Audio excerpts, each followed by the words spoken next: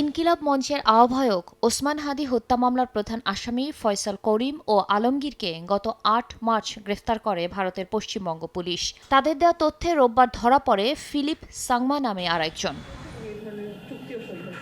সোমবার পররাষ্ট্র মন্ত্রণালয় প্রতিমন্ত্রী জানান, কনসুলার অ্যাক্সেস পেলেই প্রধান দুই আসামিকে জিজ্ঞাসাবাদ করতে ভারতে যাবে প্রতিনিধি দল। ভারতের সাথে কমিউনিকেশনে আছি, যাদেরকে ধরা হয়েছে তাদের কনসুলার অ্যাক্সেস পেতে এবং তাদেরকে ফেরত আনতে। থার্ড যাকে অ্যারেস্ট করা হয়েছে, কনসুলার অ্যাক্সেস আমরা চেয়েছি, অ্যাক্সেস পাওয়ার পরে আমরা ইনভেস্টিগেশন করে আমরা ফার্দার ইনভেস্টিগেশন হলে আমরা বলতে পারবো।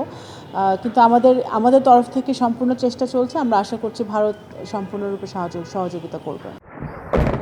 আরও জানান, যুদ্ধ পরিস্থিতির কারণে মধ্যপ্রাচ্য থেকে দেশে ফিরতে চাওয়া প্রবাসীদের জন্য বিশেষ ফ্লাইটের ব্যবস্থা করছে পররাষ্ট্র মন্ত্রণালয়। নিরাপদ কোনো ফ্লাইট নিয়ে বা কোনো চার্টার ফ্লাইট নিয়ে তারা আসতে পারে, সেটা আমরা এনশিওর করছি। যারা আসতে পারছে না ওখানে যেন নিরাপদভাবে থাকে যেটা আমরা এনশিওর করছি। এর আগে প্রতিমন্ত্রীর সঙ্গে সৌজন্য সাক্ষাৎ শেষে ফ্রান্স থেকে এয়ারবাস কেনার বিষয়ে বর্তমান সরকার বিচক্ষণ সিদ্ধান্ত নেবে বলে আশা করেন ফরাসি রাষ্ট্রদূত। We hope that Airbus will be taken seriously.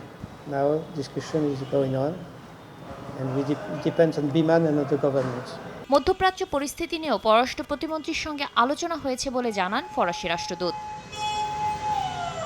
Shatila Sharmin, সময় সংবাদ, ঢাকা।